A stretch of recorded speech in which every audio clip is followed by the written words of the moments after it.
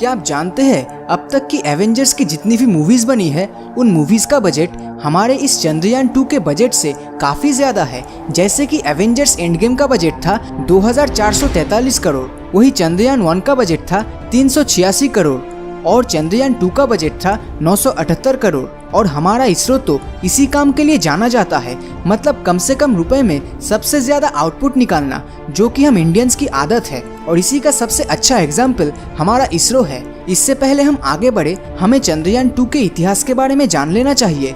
इस चंद्रयान 2 मिशन को सबसे पहले इंडिया और रशिया के कोलैबोरेशन की मदद से अंजाम दिया जाने वाला था। इस मिशन में काम इसरो को सौंपा गया था, जिसमें इसरो को अपना खुद का रोवर और ऑर्बिटर बनाना था। वही रशिया के रोसकॉस्मोस को चांद पे लैंड करने के लिए लैंडर बनाने का जिम्मा सौंपा गया था, जो चांद पे उतरते वक्त काम आने वाला था। लेकिन इधर समय बीतता गया और साल 2011 में रशिया ने मंगल ग्रह के मून फोर्ब्स में उतरने के लिए उसी तकनीक के लैंडर का इस्तेमाल किया जो वो चंद्रयान 2 के लिए करने वाला था। लेकिन इस मिशन में रशिया बुरी तरह फेल हुआ और रोसकॉस्मोस ने अपने आप को इस चंद्रयान 2 मिशन से हटा लिया।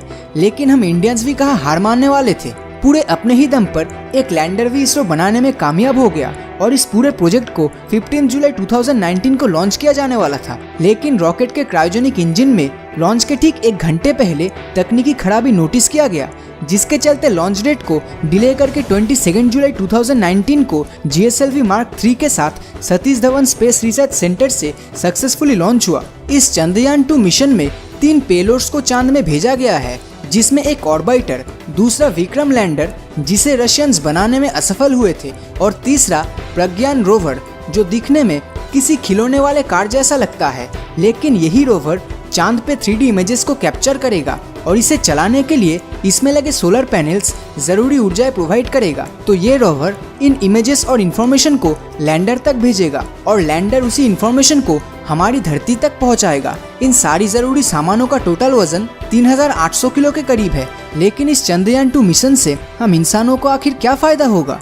क्या आप जानते हैं चंद्रयान 1 मिशन के वक्त ही ये पता चल गया था कि चांद पे पानी मौजूद है, और वो भी उसके नॉर्थ पोल पर। लेकिन इंटरेस्टिंग बात यह है कि चंद्रयान 2 को नॉर्थ नहीं बल्कि साउथ पोल में लैंड किया जाने वाला है। दरअसल चांद का साउथ पोल ज्यादातर समय अंधेरे में ही रहता है और जितना कम सूरज की रोशनी होगी उतना ही कम यहाँ का तापमान होगा, और कम तापमान मतलब पानी सॉलिड बर्फ के फॉर्म में मिलने के चांसेस उतने ही ज्यादा होंगे। क्योंकि अगर नॉर्थ पोल पर ज्यादा रोशनी होने के बावजूद भी अगर पानी मिल सकता है तो साउथ पोल पर ये चांसेस तो और भी ज्यादा होंगे। और साउथ पोल की सबसे खास बात यह है कि चांद का साउथ पोल कई करोड़ों सालों से अनटच्ड है, मतलब यहाँ कोई भी बाहरी चीजें आकर नहीं टकराई है, जिससे यहाँ बहुत सी अनजान चीजों के फॉसिल्स मिल पाने की संभावनाएं भी काफी ज्यादा है।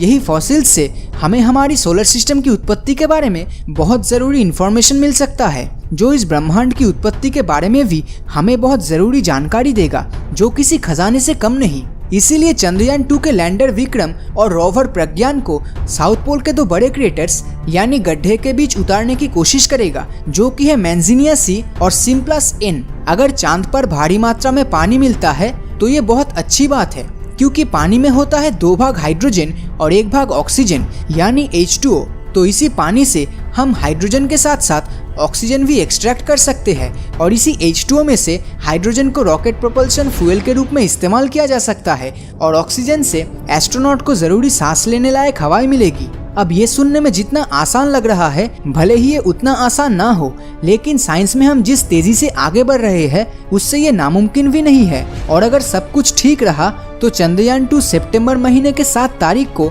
चांद में रशिया, चाइना और USA के बाद चौथे देश के हिसाब से सफलपूर्वक सॉफ्ट लैंडिंग करेगा। इसरो ने जिस तरह से स्पेस मिशन को अंजाम दिया उसके लिए इस वीडियो पे 10,000 लाइक्स तो बनता ही है। और आपको क्या लगता है, क्या ये मिशन सक्सेसफुल होगा या नहीं? नीचे कमेंट करके जरूर बताएं। और अगर ये वीडियो आपको अच्छा लगा हो तो इस वीडियो को लाइक और अपने दोस्तों के साथ शेयर करना मत भूलना। और अगर अभी तक आपने हमारे चैनल को सब्सक्राइब नहीं किया है तो सब्सक्राइब करके नोटिफिकेशन बेल को ऑन कर दीजिए, क्योंकि मैं ऐसे ही वीडियोस हर हफ्ते लाता रहता हूँ। तो मिलता हूँ आपसे अगले वीडियो में, और हमेशा की तरह थैंक्स फॉर वॉचिंग।